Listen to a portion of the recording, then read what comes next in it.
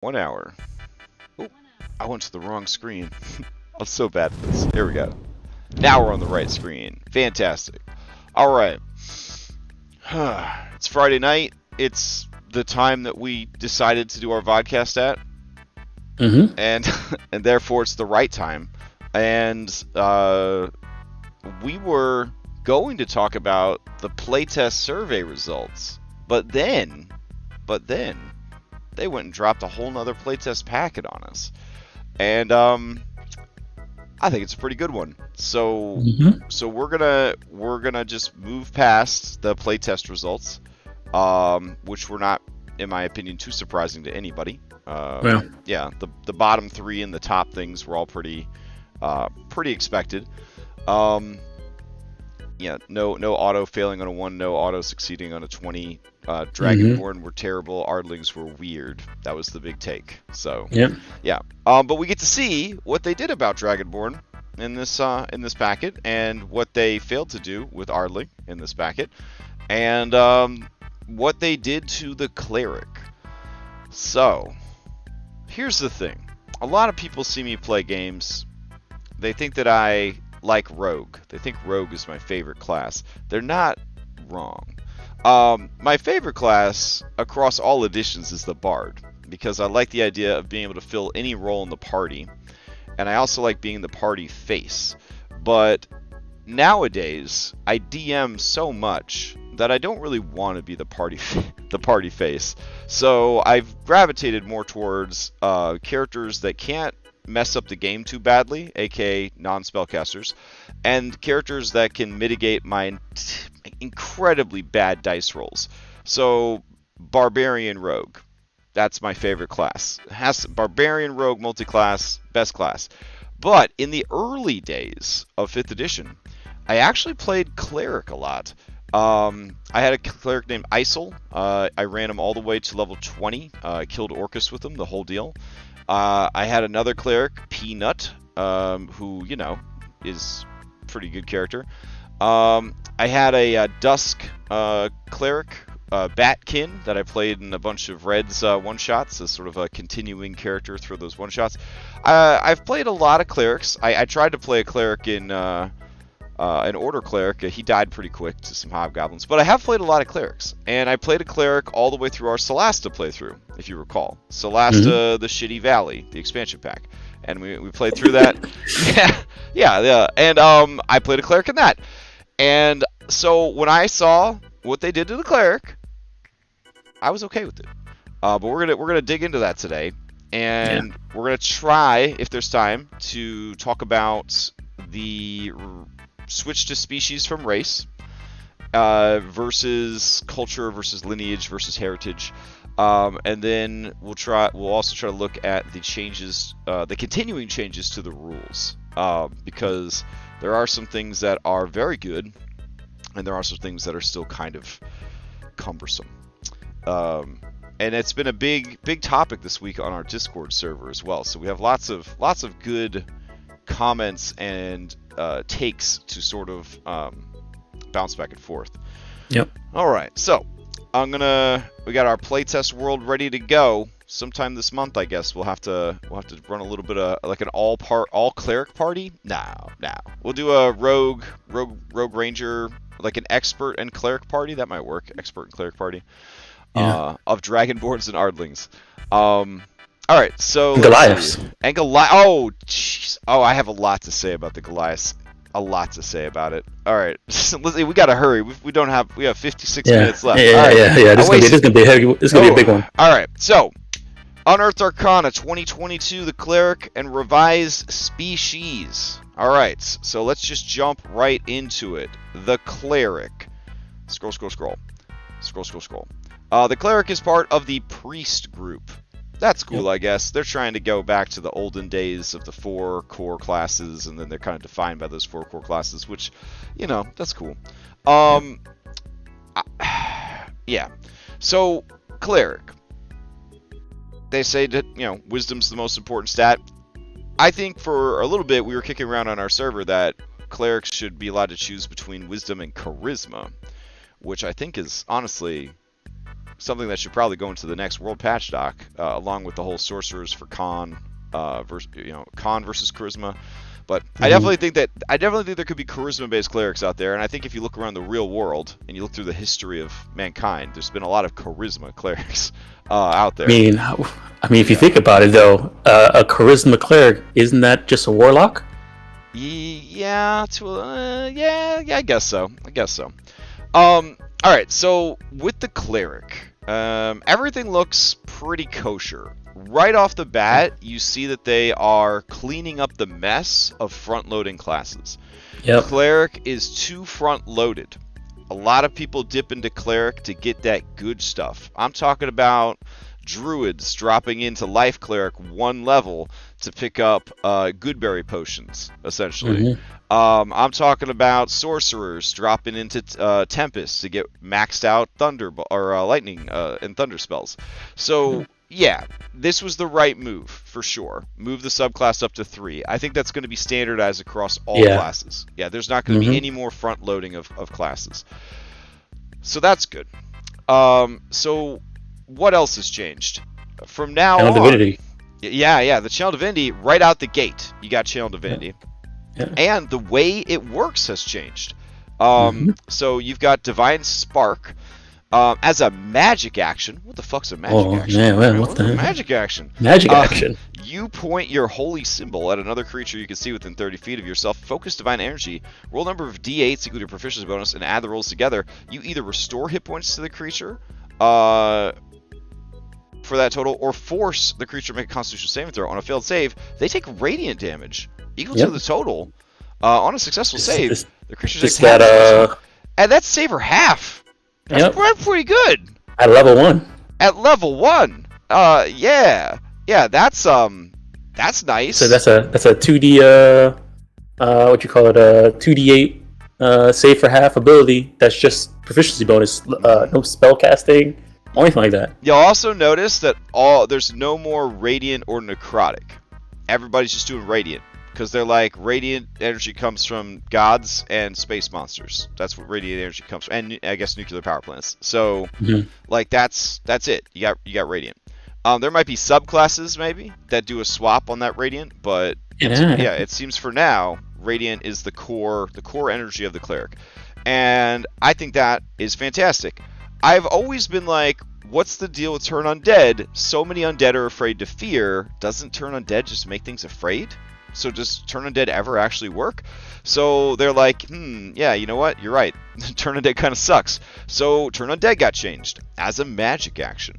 You present your holy symbol and speak a prayer, censoring undead creatures. Each undead within 30 feet must make a wisdom saving throw. If they fail the saving throw, it is dazed. What? Dazed finally came back. We're always ahead of the curve. So Dazed is not official, but it's pretty official now. It's in ONE DND. Very happy to see that, because stunned is a miserable condition. I'm wondering if they're going to tweak paralysis too. We'll have to see. I think stun and paralysis are still going to be here, but I think a lot of things that used to stun are just going to daze. They're just going to daze. Yeah. Alright, so let's see. 1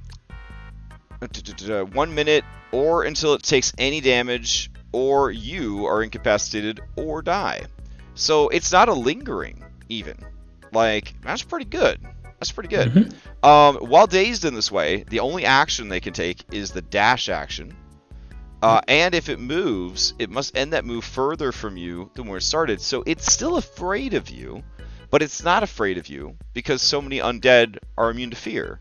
So they had to fix that, right? And they did. It's a little convoluted. They could have just said, even undead immune to fear are still affected by this frightened status. But it's whatever. It's fine. So it also says that they don't have to run away from you, which I think before, the undead did have to run away from you. Yeah. They can run away from you, but they don't have to run away from you.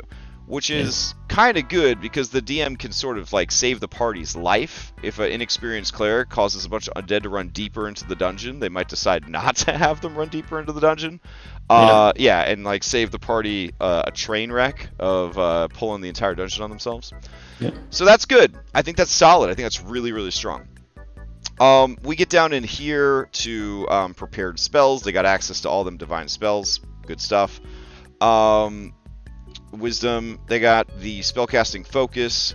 Then we get to the second level ability, Holy Order. Holy Order. I love this. I love this because frequently I will pick the wrong domain for the type of character I want to make. For example, I made a Grave Cleric, but he was a Wood Elf with a really high dexterity because we rolled for stats in that game. So I had 18 dex and 18 wisdom. So I was like, I'm not going to wear plate armor. Got 18 dex. So I didn't benefit from being able to have access to heavy armor. And it was kind of a waste, right? To have access to heavy armor and not even use it. So you control that now. Your armor proficiencies, your weapon proficiencies, they're not tied to your domain anymore, and I think that is a beautiful decision. And it gives a lot of flexibility here because you could take Protector and get that martial weapon training and heavy armor level 2, baby, right off the bat, or if that's covered and you want to make like a nerd cleric, they got Scholar. Get yourself some Skill Monkey up in here. And you add your wisdom to those checks. Absolutely. It's even better. Yeah. So these are all int-based checks that you can now add your wisdom to as well. So you could finally be a wise but dumb cleric who still does actually know things about their religion. Because it's always weird to have your 8 intelligence cleric doesn't know shit for shit about their own god. But yeah. Then we got the Thaumaturge, which I thought was pretty fascinating. Delving deeper into your divine magical abilities, you could prepare... Oh my, 1 extra 0-level spell. Hey, cantrips are strong. Yeah. And remember, you can switch out cantrips on a long rest now. And you get 1. You can regain 1 expended use of your channel divinity whenever you finish a short rest, and that's pretty good because it's looking like the only thing you're really getting back on a short rest is a chance to do hit dice and stuff. Because they really are turning, I think every class is being turned into a long rest class. There's not going to be short rest class and long rest class for equity and for and counterbalancing and stuff. That'll be set in stone once we see Warlock. If Warlock changes, then we know that's happening for everything. Fighter, Monk, and Warlock are the 3 most infamous short resters. Yeah. So I think that is fantastic. Okay, it just seems better and better. It's just better and better, right? Then we get to the subclass. Now you get the subclass at 3rd level. Someone pointed out on Twitter that all of the expert classes that they shared line up with the cleric. So everybody's getting the same shit at the same levels now. Yeah.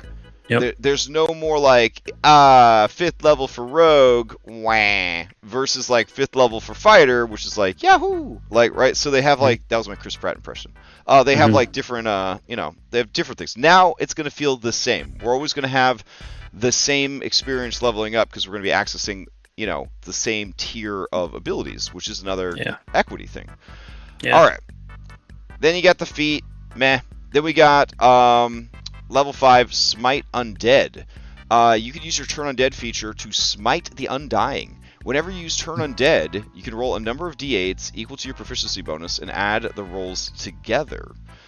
Each Undead that fails its saving throw against the use of Turn Undead takes radiant damage equal to the rolls total. That is so powerful if you're in a room full of undead. Because, again, turning undead sucks almost like all the time. It sucks. Sometimes it doesn't suck, all right?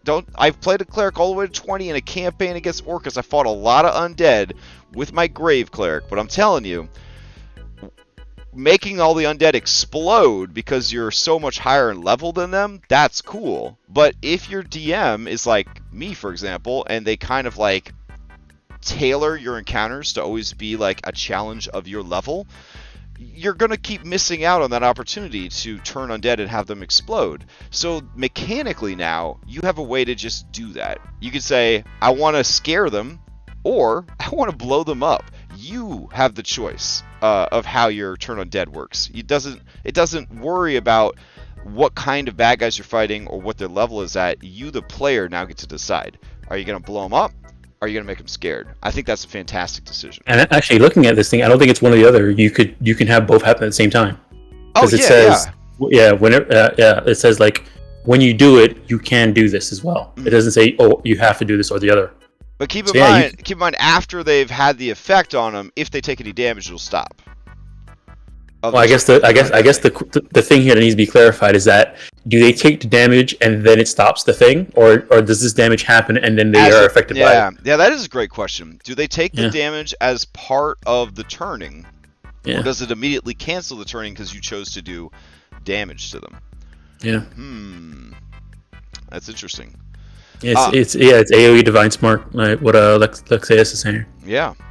So then we got a subclass feature, and then we go to 7th level, Blessed Strikes. Divine Power infuses you in battle when a creature takes damage, listen to this, from your 0 level spells or your weapons, not locked in, right, like it currently is. It's both. You can deal an extra 1d8 radiant damage. Once you deal this damage, you can't use this feature again until the start of your next turn. That's fantastic. Because again, before you had a character concept and you chose a domain, but the domain gave you heavy armor and weapon strikes, but you wanted the cantrip stuff and you didn't care about the heavy armor. And so it's like you kind of have these extra things that you don't need. This is giving you build flexibility that allows you to still take the domains that the subclass you want without getting locked into some of the subclass features that you used to be stuck with before, even if you didn't need them. I think that's really, really well done. Yeah. So 8th level, they give you another feat. 9th level, Holy Order, you get to choose another one of those 3 things, which is kind of cool. Maybe by that point, you're realizing, like, hey, I'm up front a lot. I'm getting hit a lot. I think it's time to put on that heavy armor. There you go. It's time to put on the heavy armor. Let's see. 9th level, Holy Order. We just talked about. 10th level, subclass feature. 11th level, Divine Intervention. I don't think they really changed anything on Divine Intervention except to clarify it. And honestly, it's good that they clarified it, but by clarifying it, I mean, it still can give you a 9th level spell. So it's pretty good. It gives you a 9th level spell. But action economy, you got to be pretty desperate to be asking for Divine Intervention with only a 11% chance of success. You got to be like, tied up into a corner with Paragon gelatinous cubes coming after you. Yeah, that's true. That's one of the only times I've ever seen it work. But yeah, I am a big fan of Divine Intervention as both a player and as a DM. I think it's a lot of fun. I think it's a cool reward for clerics. I think that having Divine Intervention, but then also saying that the cleric doesn't need any deity or any need to perform any service, have any loyalty, it's kind of a mixed message there to me. But maybe like the powers of good, or like, what an edgy cleric that doesn't worship anybody, wink, oh, they're asking for help, I guess we'll step in and show them what's what. I'm like, maybe, okay. But yeah, it's good. I think it, I don't think they changed too much about it, and I think it still functions as intended. And like everything that they're trying to do, they're trying to clarify it. So the DM chooses the nature of the intervention. The effect of any divine spell is appropriate.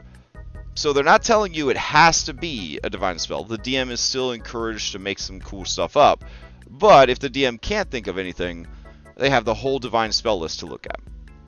So let's see. And it says the effect of a divine spell. So you can just take the property of a divine spell and have that specific thing happen. Yeah. You don't make them concentrate on it or require the material component or something like that. So yeah. Not even that. Like if like there's a divine spell that has a bunch of stuff that happens when you cast a spell, you can just pick one of the things that happen. 15 feet, level 18, greater divine intervention. Honestly, it's cool. It's very cool. Automatically succeeds.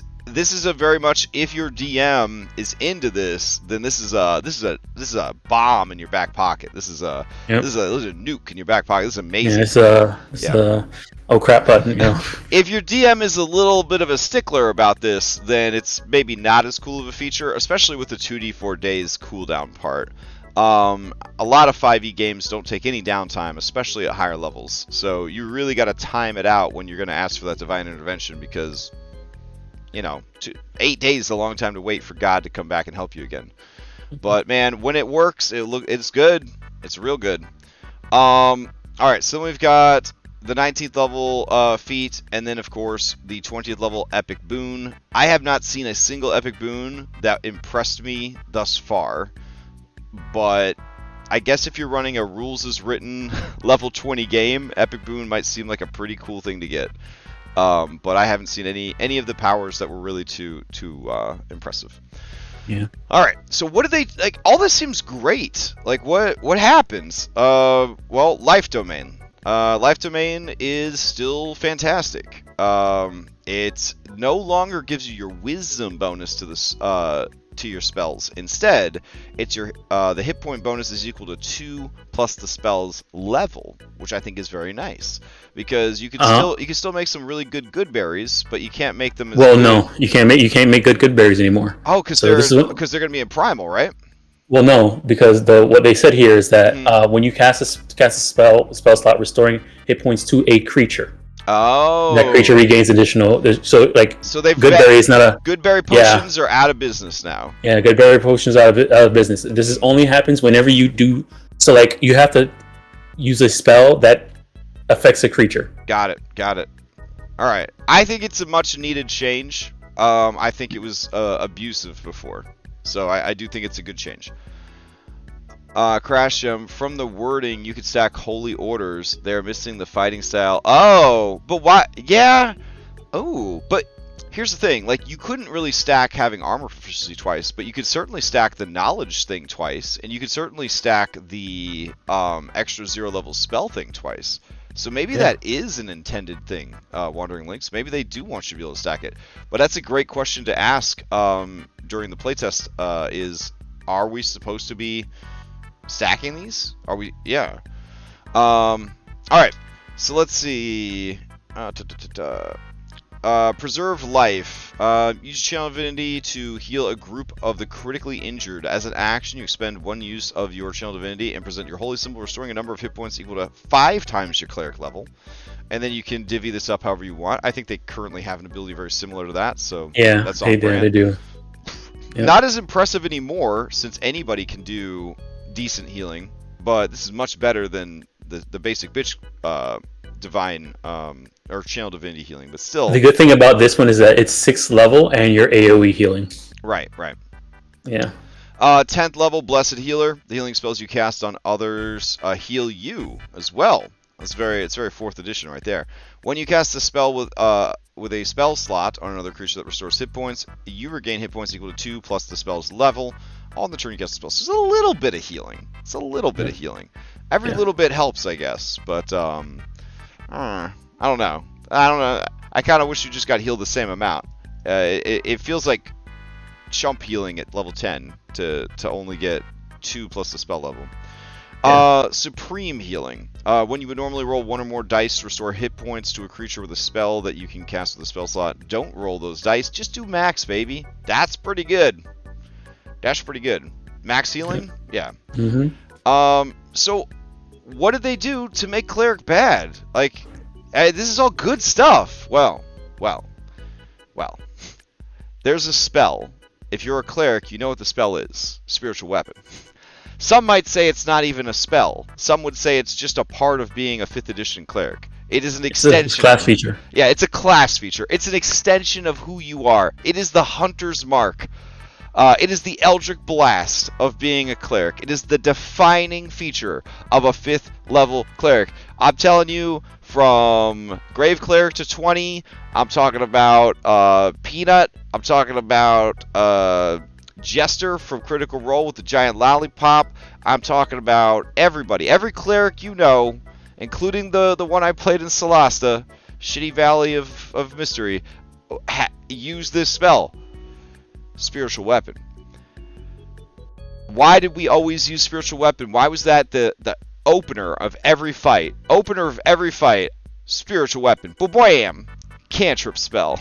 Why? Why was that the thing? Because it didn't require concentration. So then in round 2, you drop Spiritual Guardians, or Bless, or Bane, or any number of amazing, badass concentration spells, and you still have something to do with your bonus action that does the best damage output in the game, force damage, and it can actually scale with your casting, though admittedly the scaling was a little weird. It was every 2 levels instead of every level, like most other things. As spells go, it was overpowered to the point of it was never an option to not take it. If you partied with a cleric and that cleric did not take spiritual weapon, I'm just telling you right now, they might be a good role player, they might be a cool person, they're not a good cleric. Like, that's how good that spell is. And if they didn't have it, they were doing a disservice to you and the party and every fight that you got in. That's how good the spell was. What they're trying to do in ONE DND is get rid of that stuff. They do not want any sort of forced meta. They want you to be able to just take whatever spell you want and not feel pressured into taking any other spell. We'll see if they stick to that when it comes time to rebalance Fireball. Fireball, yeah. Because they tried that in 4th edition with Fireball, and people lost their minds. So I don't know if they're going to have the guts to reduce the power of Fireball. We will see. Maybe they'll make it a Wizard exclusive thing. I don't know. But or either that, or they'll bring up the other ones that are with it at that level, like Lightning Bolt and all that stuff. Yeah, but I mean, it feels bad. I'll tell you, as a cleric player, it feels bad to see spiritual weapon nerfed. But I will tell you this: it now scales per spell level, and it's still a good spell for a bonus action. It's still a good spell. Does it suck to not have that and your concentration slot? Absolutely. But, I mean, look at all the other stuff they're giving you, guys. Look at all the other stuff they're giving you. I mean, they're giving you so much stuff. Like, they're just taking one little thing away, you know, to give you this other stuff. You're going to lose this spell that has pretty much become a class feature, but you're going to gain all these other things. And, like, I think that's good. I really do. Yeah. I think that's really good. I don't know. I'm probably in the minority on that, but I don't mind it, and I understand the decision to do it. The other big change, they changed guidance, and resistance, their reactions now. I agree with a lot of people. I think the range on them is terrible. 10 feet. 10 feet. Yeah. People don't clump together generally. I mean, apparently they do in Crystal Straw because all the dungeons are hella cramped.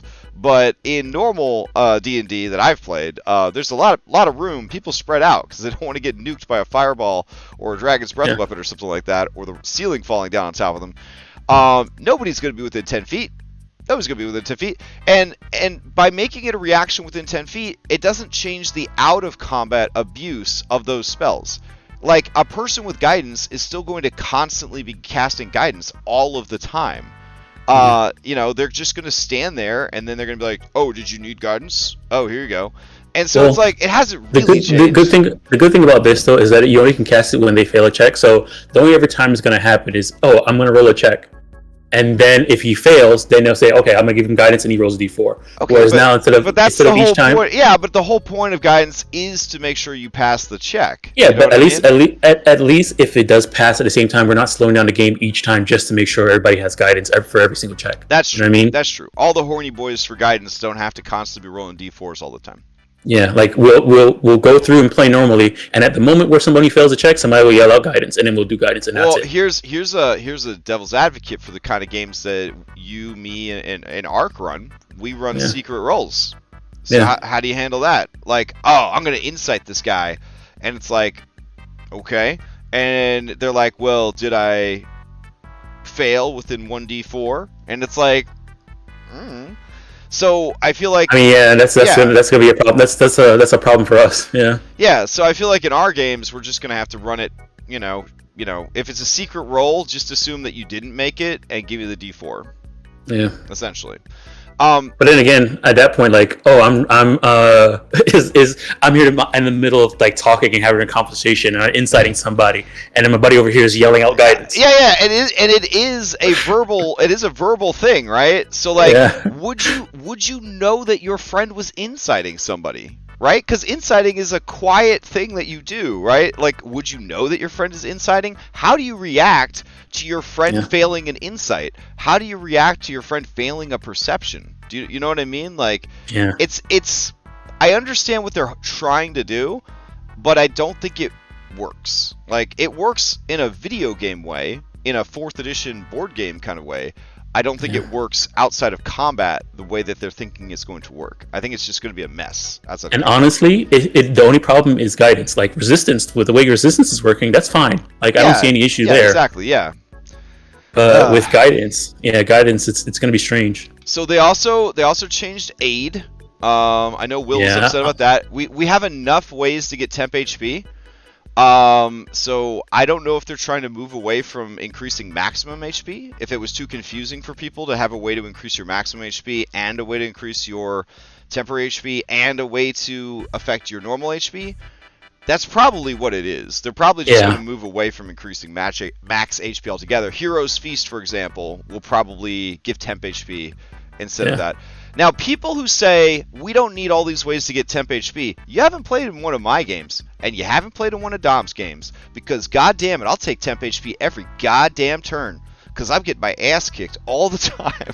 So, like, if you got a way to give me temp HP, I'll take it. I'll take it every turn. When Artificer finally finalized or whatever, and they're like, oh yeah, we get this invincible robot that doesn't suffer any status effects and it's the most amazing pet in the entire game. Suck it, Rangers. It's like, oh, well, this is a very good pet. And it's like, oh, also my pet can just give infinite temp HP. Infinite, you say? Infinite temp HP. And you would think, like, that's too much temp HP. We proved that wrong. Like, but damn, is it a strong ability? So yeah, the more stuff that you give temp HP, that's fine. I do feel like that's their go-to now. If they don't know what else to do, they're like, temp HP. Like, that's their lazy design now. Is like, well, we don't know what this ability should actually do. Let's just have it give them temp HP. Yeah. But I understand why aid was changed, because I do think that they're going to get rid of messing with your maximum HP. Because here's the thing, here's my complaint about max HP, and I mentioned it in Curse of Strahd Wednesday night. Thursday night, last night. I don't like it when players roll for hit points if they don't accurately track it, because then you start diddling with your hit point total with Hero's Feast and aid and things like that, and then you never really remember what it was before, right? And there's no way to math out what it was before, because you didn't write it down.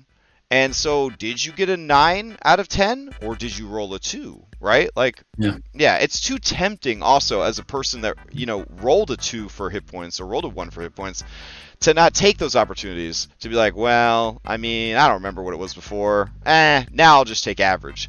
And it's like, well, that doesn't seem right. You know what I'm saying? Yeah. So, yeah, I get it. I get why they don't want to mess with it. And the way whenever I what you call it, run a game, I'm a average only. Like I won't allow it. Yeah, I won't allow rolling, because I don't want to have to deal with it. I'm allowing it in Curse of Strahd and in Red Hand Doom, but they have to basically have a place on their character sheet where we are recording those rolls. Yeah, I'd go as far as to make a channel on the Discord called HP rolls, and I would screenshot them and put them in there, because in the 28 years I've been playing D&D, that is the most frequent thing that players will fudge and cheat on, is hit point rolls. Because they all think they're going to roll good hit points, and then they don't, and then they beg and they plead, please don't make me keep the 1, please let me re-roll, this is ridiculous. That's what you did. You did it to yourself. Yeah. All right, anyways. Banishment. I love it. I love the change of banishment. It's fantastic. I hate banishment. As a bad guy, I hate banishment. As a DM, I hate banishment because I want to use it, but it's a real asshole thing to do. So, like, having a lingering save on banishment, smart. And it also creates unease, right? Like, oh, high level wizard, boom, upcast banishment, bam, both these like dual bosses disappear. Oh god, guys, all right. We have, I don't know how much time we have, but normally we have 10 rounds, guys. 10 rounds to buff ourselves up, to get ready for these guys to come back. We could do anything we want. We could run away. We could like hide. We could like get in formation. We could like ready our spells. We could like buff up our armor. And like, okay, that's cool, but is it cool for 10 rounds? It's not cool for 10 rounds. Yeah, that's fucking dumb. But for you know, question mark rounds, there's some tension there, you know. Yeah, exactly. We don't know when they're going to come back. And if you banish more than one, you don't know if they're both coming back or if only one's coming back. Yeah, and so I like that. I like that a lot. It also cleans up a lot of the where is this guy from? You know how it says like, oh, if this isn't their home plane, then they get sent in, you know, they get banished back to their home plane. But like the DM doesn't know, especially new DMs, they don't know where this shit comes from. Do you know what I'm saying? So now they just clarify. If you're a fiend, an elemental, a celestial, or an aberration, I don't care where you're from. If you're banished for 10 rounds, you're out of here. Just get out of here. I don't care where you ended up. Just get out of here. Yeah. So I think that's really, really good. All right, so Cleric, overall, sad to see what happened to Spiritual Weapon. I'm happy with all the other changes, including the change to Aid. So I'm probably in the minority here, but I think that this is some very solid. I think it's solid design. I think it's some solid design. Yeah, it's pretty good. It's all good to me. All right, let's jump into character species. So when I was working on my homebrew world, which I don't even think really has a finalized name, but the Gothic Horror homebrew world, I spent several weeks exploring lineage, bloodlines, species, races, all that kind of stuff. In the end, I think I settled on bloodlines as the term I was going to use. I don't get a lot of like YouTube traffic. I don't get a lot of comments on my videos, but somebody did swing by when we were talking about heritage and culture from A5E to tell us how culturally insensitive we were, and Morris Games was, and A5E was, and we're all dumb. We were all completely culturally illiterate, etc., etc., etc. I still don't really understand what was wrong or right about any of these decisions. So here's my take on it.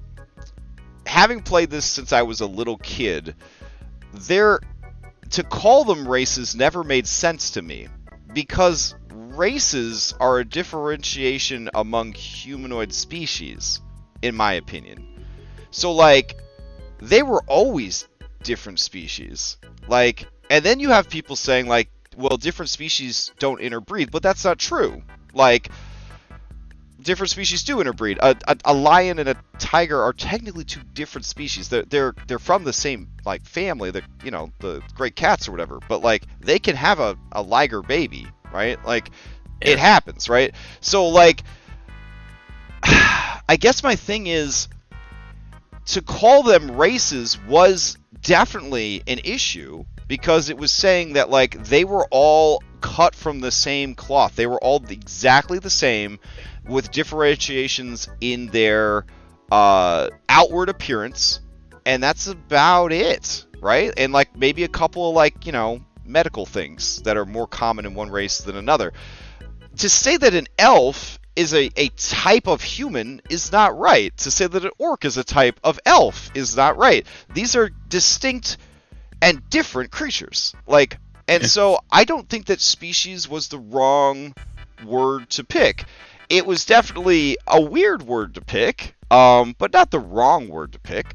I always thought of them as species. Yeah, like, I think that lineage is a stronger word. I understand that they don't want to use lineage because Pathfinder 2, I believe, uses lineage. So, well, if you think about it, what they're using is origin, your player origin, your character origin. Origin would have been fine, but I think they've already tried to use origin to encompass like your background and your species. That's what they're doing. They're using origin. Your character's origin is everything that comes up before your class. Yeah.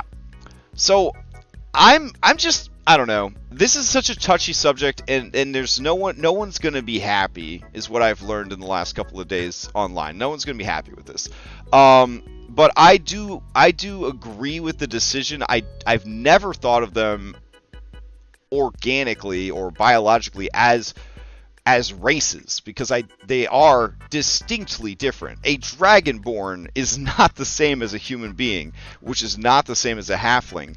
But I also believe in the magic of love, and I've played, Hackmaster, where you could play as a gnomeling, which is a half gnome, half halfling.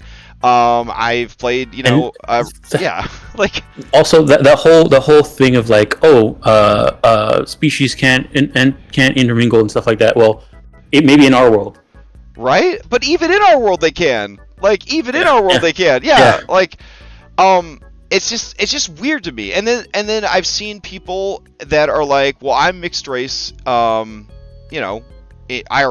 and I enjoyed being able to play a mixed race character. And it's like, I understand that. Yeah, I understand that. But like, if you look at the Forgotten Realms, there's the human, right? And then there's all these different humans.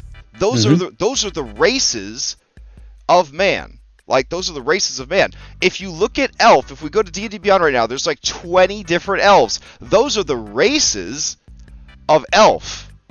Like, elf is a species, and human is a species. And there are different types of human races, and there are different types of elven races. Like, that's what I'm getting at, Yeah. Yep. Yeah. So, I don't know. Ancestry, as Lexaeus points out, would have been a great one. Ancestry would have been a great one. Who are you descended from? Right? That's solid. I think that's pretty solid. Hopefully they will think about it. They are pretty proud of their decision to switch from race to species, and I don't see anything wrong with species. Yeah, I see nothing wrong with it. But if enough people do, they will. I hope that Ancestry is what they go with, because I think that's a great one. If they don't want to take lineage, because Pathfinder 2 already has lineage, then I definitely think that Ancestry is a good one. I mean, I'll even give them Bloodline. I didn't copyright. You want Bloodline? Take it, baby. You can have it. Bloodline, it's yours. But I think that in my headspace, in my canon of how I think about the multiverse of Dungeons & Dragons, it's always been species, and among each species are different races. And I don't think of them as sub races. These are the different races of elf among the elf species. And if a human specimen and an elf specimen, they make baby, you get a half elf. Like, it's not that hard. It's not that confusing. Yeah. If a giant, that's it. If a giant and a human make baby, you get Hagrid.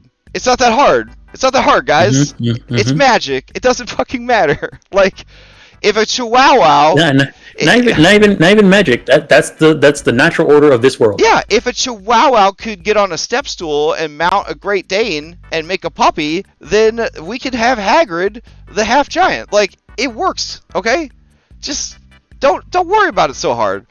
When you have different species that can breed and produce offspring, often the first, second generation is fertile. However, it's not 100% that further in the line are for the norm.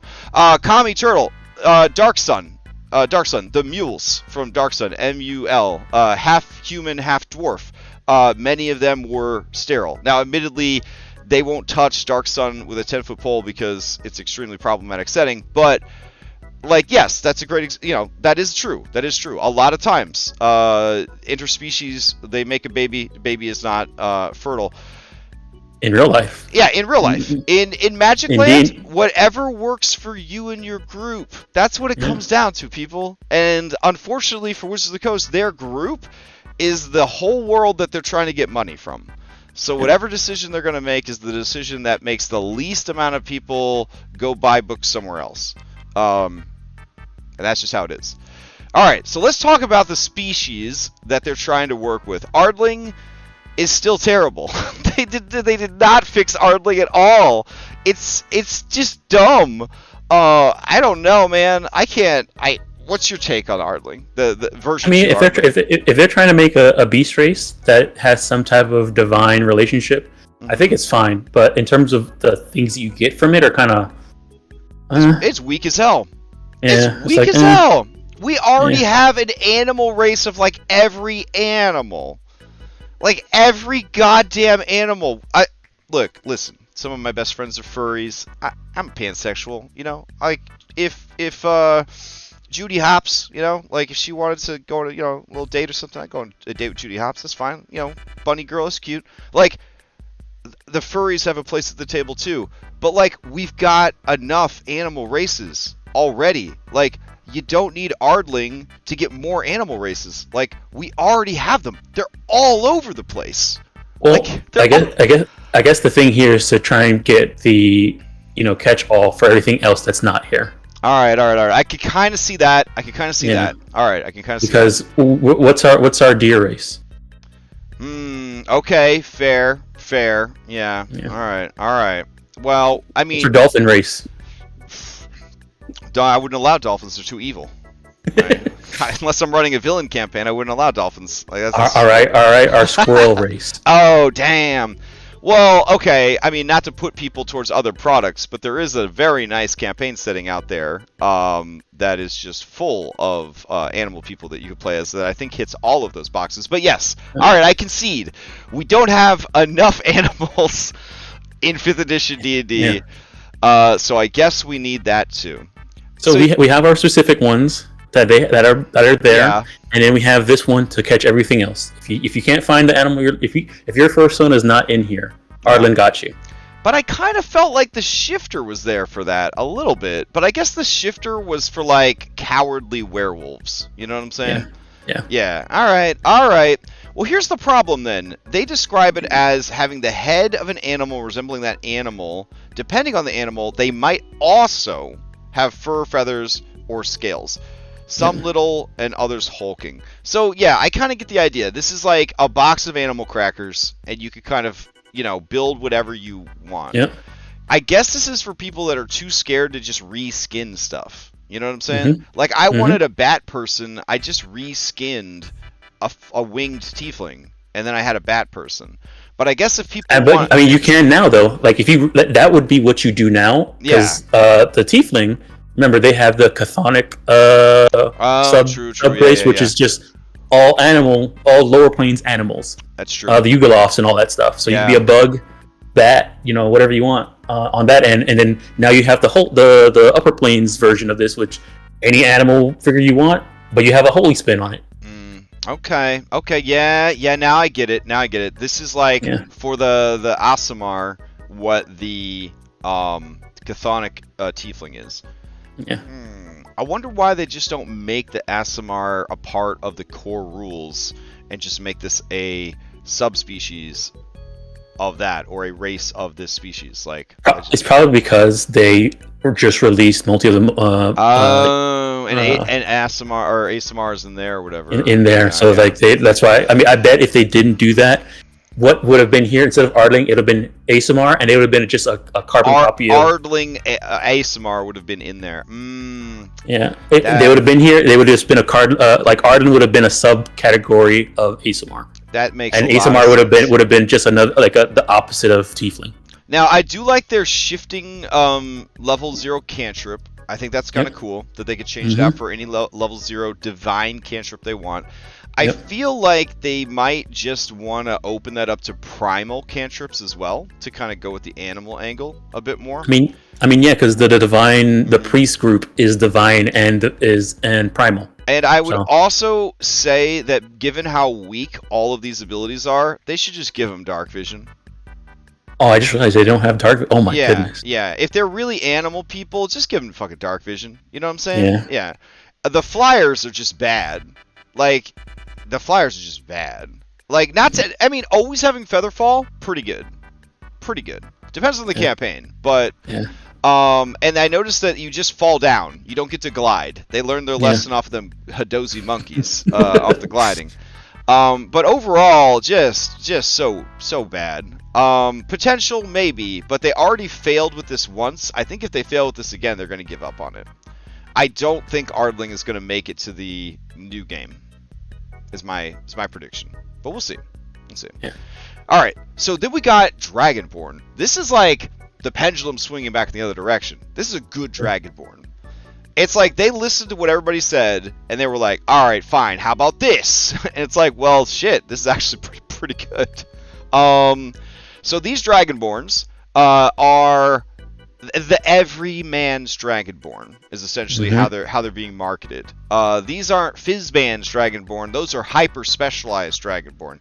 And these aren't Wild Mount Dragonborn; those are way too cool. Matt Mercer made those up. These are everybody's and they're not. These aren't Draconians from Dragonlance. No. Those are actually the original Dragonborns, by the way. This is everybody's Dragonborn. This is the basic bitch Dragonborn. But let me tell you, it's pretty good. It's pretty good. And very flexible. So this Dragonborn, you get to pick a dragon ancestor, and I don't think you have to look that color. You just get the abilities from it. So you could be like brown, but then still breathe fire. So I think that's kind of cool. Like, I don't think your coloration is like tied to it, which is nice. When you choose your heritage or whatever, your ancestor, you get a breath weapon that can replace one of your attacks. This is highly rewarding to fighters and stuff like that, because now you can have a cool AoE mixed in with your attacks. This is how it should have been done the whole time. I appreciate that they didn't make this a bonus action. I do appreciate that. I know that some people would not feel that way. Some people think it would have been best if it had been a bonus action. I know that in our games, we house rule that a Dragonborn can use the breath weapon as a bonus action. But I think that this is a pretty good way to do it. And you're not locked in to a line or a cone. Every time you use it, you can shape it to be a cone or a line. That's nice. Yep. That's real nice. Not limited by energy type. Damage isn't limited by energy type. So many good decisions here. The weakness of poison as an attacking damage, I think, is easily balanced out by poison resistance coming up all the time, because everything tried to poison you in Dungeons & Dragons. So speaking of that, you get resistance to the thing. The damage, I think, scales pretty good for a free AoE. I think it's pretty good. And you could use this breath weapon, I believe, a number of times equal to your proficiency bonus. So this is a pretty good feature now. Level 1, you got two AoEs of, so what is it? Level 1, 1d10. Exactly. So you got Burning Hands. You got 2 castings of Burning Hands at first level, whatever class you decide to play, and resistance to a damage type. And they finally gave them Dark Vision. Finally. It only took like 8 years, 10 years, 15 years. I don't know how long they've been trying to get Dark Vision on these Dragonborn, but they finally have it. Finally have Dark Vision. And then this one was a surprise. I was like, hey, everything's good so far. They're like, how about you could fly? World of Warcraft, they just came out with some dragons that could fly. We'll just copy that shit. So, at 5th level, the appropriate time to gain flying, because that's when the fly spell is unlocked, is at 5th level. You can, as a bonus action, pretty hype, get special wings that last for 10 minutes. And then you can fly equal to your speed. And they're also made out of the energy of your breath weapon. So if you're green heritage, you have like poisonous, like liquid wings. Oh, that's really cool. I don't know. I think that's super duper cool. Yeah. Yeah. It is. Pretty great. Solid. Then we come to this hot mess. I'm going to put it out there. There was nothing wrong with the first Goliath. And then they were like, let's make them better. And I was like, okay, that sounds good. And also, Dom, this is kind of counterintuitive to your argument about the Aasimar just coming out in Mordenkainen's, because why are we dealing with the Goliath? Are Goliaths going to go in the standard player's handbook? So the reason why they actually mentioned this in the video is that the reason why they did is because they don't have another representation of a burly person? Tall, burly person in the player's handbook. Okay, they only have orc. Did they address? And they said this. They said that orc, they don't want. It's a lot of creative pressure on one species, so they wanted to have 2. Well, why go Goliath? They could have gone Minotaurs. Minotaurs is so much better. They could have actually made Minotaurs good, because they're fucking terrible. Probably because Minotaurs are very but not as famous as the Goliaths because of a Critical Role. Oh, this is Grog's fault. Okay, got it. Mm-hmm. Okay. So here's my thing with the Goliaths. I was like, oh, okay, that's nice. They're gonna put Goliaths in the player's handbook. That's cool. And then I was like, choose your ancestry. What's going on here? And then I was like, oh my goodness, there's a lot of choices here. They're really trying to like double down on their brand of like, this is the different flavored giant Pokemon we have. Mm-hmm. And I was like, well, let's see what they've got. And I was like, Cloud's Jaunt. As a bonus action, you could teleport up to 30 feet. And I was like, oh, yeah, what? Okay, I guess I'm going to be a Cloud Goliath. Why would I be anything else? And I was like, no, there could be some other ones that are just as good. And then I read the next one, and it's like, when you hit a target, you can deal 1d10 extra fire damage.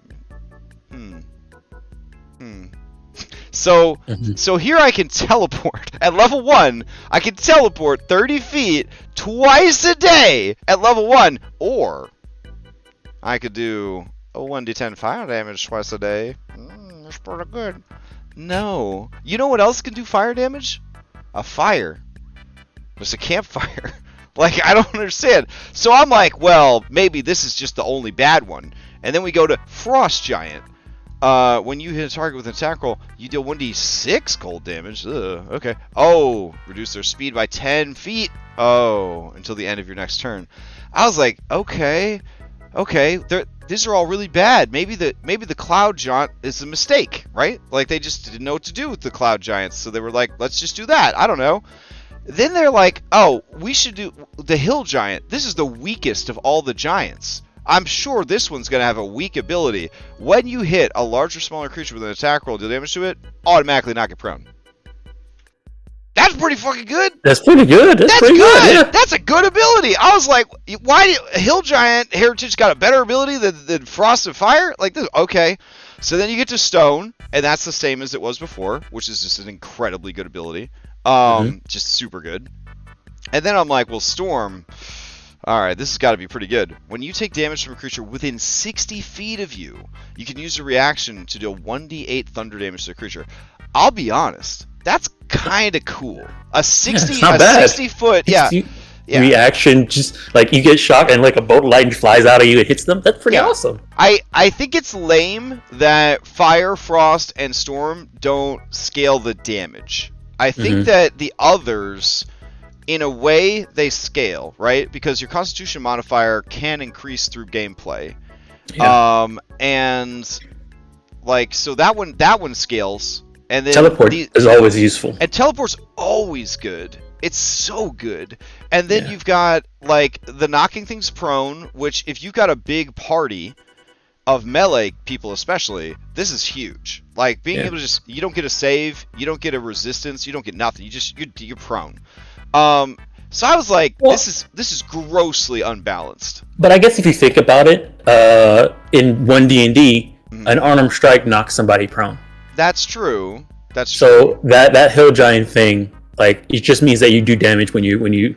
Yeah, that's fair. So honestly, if they took the Cloud Giant out, I think that the rest would then be pretty balanced. Pretty balanced, yeah. But the Cloud Giant is too strong.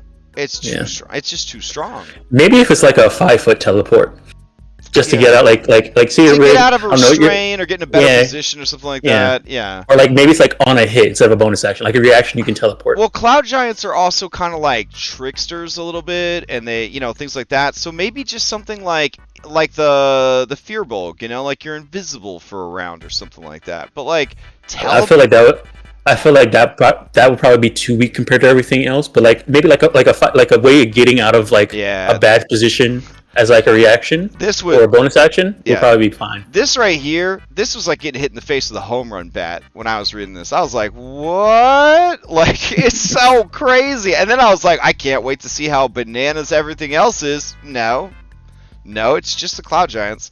Yeah. Anyways, then you got one thing. One thing to get rid of, you don't have the Mountain-born thing where you have cold resistance. Yeah, that's also weird. Like, why not? You gave these dudes up here resistance. Why not just give them resistance based on something? Like, oh yeah, what if each of those I don't know, Cloud was thunder, Cloud's Storm was thunder, or I don't know. No. Cloud could definitely be thunder, and then fire, and then you got cold. I guess Hill and Stone would be a little bit tricky, and then Storm would be lightning. Yeah. But I think you could make it work. You know what I mean? Yeah. Or they give Hill something related to eating, because like the lore for hill giants, I mean, this is me running Storm King's Thunder, but the lore for hill giants is that they love to eat. So like, why don't you give them something related to eating? I doubt they would do that, because this is the Goliath for every setting. So yeah, hill giants aren't about what if hill giants were good at being healed? You know, stone giants are good at resisting damage. What if hill giants, because they're kind of beefy, right? So they're better at being healed. Alexa, stop the timer. All right, we'll go a little. Hill giant is the hill giant is the half tough from dwarves. There you go. So then we got large form down here at level 5. It's cool. It's pretty cool. It kind of takes like the Rune Knight and turns it into this. My question is, if I played a Goliath Rune Knight and I embiggened and then I had sadly no. This says it sets your size to large. It doesn't say you increase your size by one level. It says set your size to large. So yeah, I know. When I saw this, I was like the same thing. It says you change your size to large, period. Mm-hmm. So then you use your Rune Knight ability. The Rune Knight ability is the same thing. Set your size to large. Okay, so Goliath, who is the most thematic to be a Rune Knight, has less reason to be a Rune Knight now. Well, I guess you have more uses of it. Like you can do it this way. That's fair. That's fair. All right. And then powerful build is still there because they're too cowardly to make a large playable race. So, all right. I didn't see anything new in feats that was worth mentioning. Again, I don't think any of these high level feats deserve to be high level. I think they're all pretty weak. So we are at time, but we're gonna blaze through a couple things. We already talked about the spells that got changed. Let's address instruments are still separate instruments, which is just crazy to me. All of the other things are being adjusted for equity's sake. Instruments, however, cost more money than all the tools. A single instrument costs more than all of the tools, and any gaming set costs 1 gold. Which, coming from Wizards of the Coast, is laughable, since they just tried to charge people $1,000 for 4 packs of Magic cards. But whatever. So, anyways, one thing that was different. Barkskin. They're never gonna get Barkskin right. I think they should just delete the spell at this point.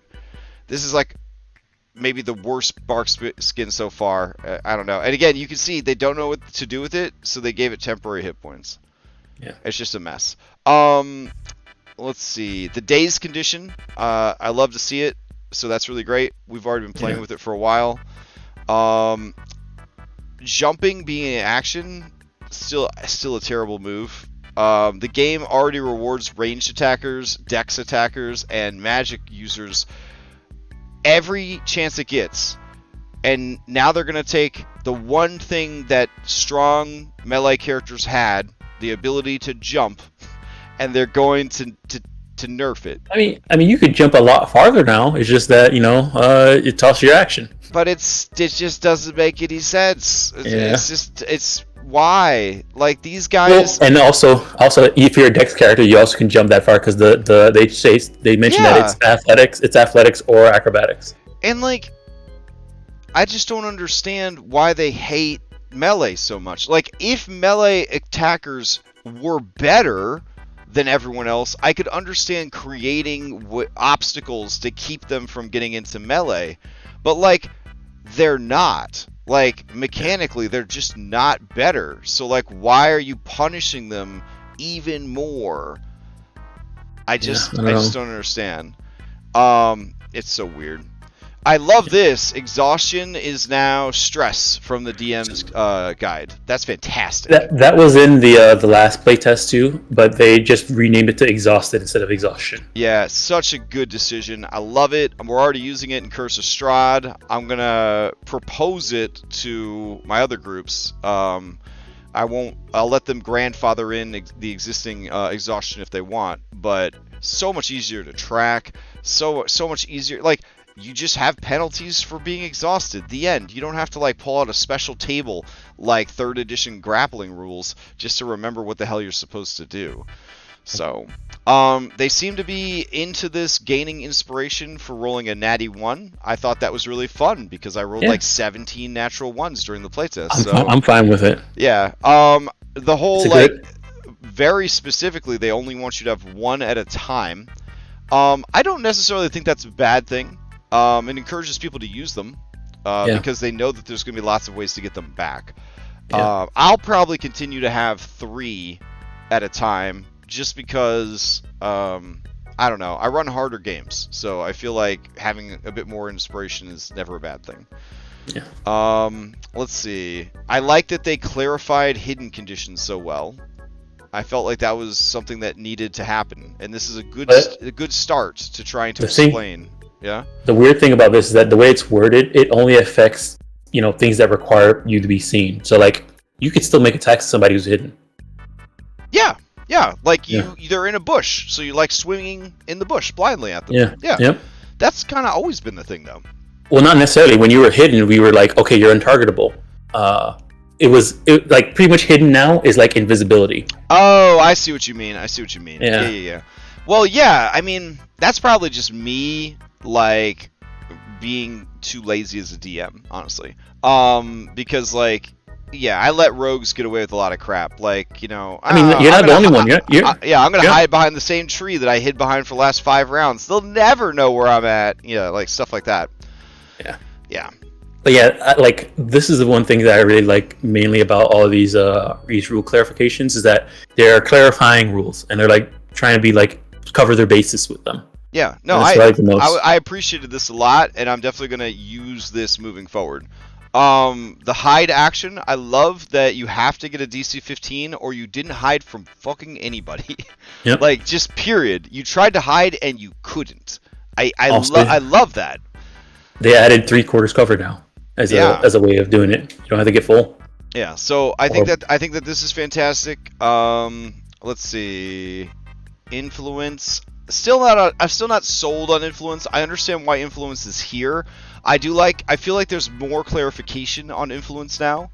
Where there is, like they even use the word repugnant, which I thought was kind of an interesting thing to use. This action can be used only on creatures controlled by the DM, so it's just right there, no PvP. And it isn't mind control. It can't force a creature to do something that is counter to the creature's alignment. Well, that's easy enough. Like, that right there is easy enough. Like, you could just say, this guy's evil. He's not going to help you. You're good guys. The end. Discussion is over. But they take it even further. Or that is otherwise repugnant to the creature. So, I think that is there to save the chastity of many a dragon. Because maybe the dragon doesn't want to have sex with your bard. Did you think about that? It's repugnant to it. There you go. Dunzos. I felt like that little paragraph right there, that makes this a little bit easier to deal with.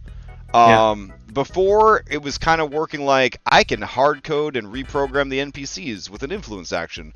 Now they're saying, you could try to influence people that would be influenced, but you won't be able to, like, yeah. Lex points out they changed long rest to give you all your hit dice back. Oh yeah, that's true. Yeah, they did. Now we're doing that in Curse of Strahd because we're using healing surges. That makes me think that healing surges are going to become a mechanic that we're going to test when marshals come out. When fighter or warrior or whatever, when that drops, I think they're going to throw out healing surges and see how people feel about healing surges.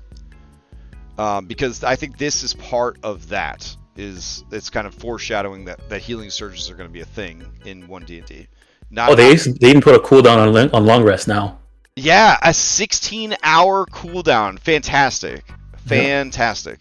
All right, so then we go down here to this is a big magic section. Action. Yes, the magic action. When you take the magic action, you cast a spell that has a casting time of an action, or you use a feature or a magic item that requires a magic action. So we're going to know from now on, I hope, How do I use this magic item, DM? How do I use this magic item? Like, we'll use a magic action. That's how you use the magic item. I wonder if they're gonna change counterspell to be you interrupt the magic action. Oh, that'd be pretty cool, actually. That'd be pretty cool. And in that way, it will still affect those NPCs that are doing a feature that is magic related. Right. And honestly, if you can counter the magic that somebody is casting, why can't you counter the magic that an item is casting? Mm-hmm. Yeah, that's a good point. Hypatia actually tried to counter an innate magical ability of a creature, and I allowed them to try to do it. But I did, given how high the creature was in level and difficulty, I did set it at DC 19. But I did allow it. So yeah, I mean, I think that's kind of a cool idea. All right, and then let's see. Climbing, swimming.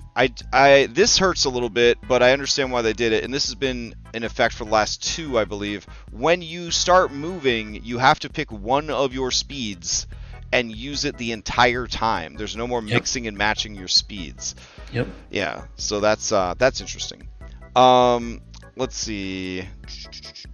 Was there anything else? I think we got everything covered. Oh, the study action. Alright, I don't think there's a problem with the study action, but they just added more clarification. Yeah, I played 4th edition, I played Giphy Glyphs. I mean, this is pretty par for the course. So yeah, when you take the study action, you make an intelligence check to study your memory, a book, a creature, a clue, blah blah blah. I don't have a problem with the study action. Yeah, pretty much in this, what the update from last time to this one is that they've added more examples to what each skill does. So like investigation is looking for traps, ciphers, and riddles and stuff like that. And then same thing for the search action. They said, okay, search action is insight, the creature's state of mind, medicine, a creature's ailment, perception, concealed creature or object, survival, tracks for food. You know. Now the thing I did think it was kind of weird about it is no, this isn't the one. I think it was the search action. Yeah. Search action doesn't include investigation. That's under the study.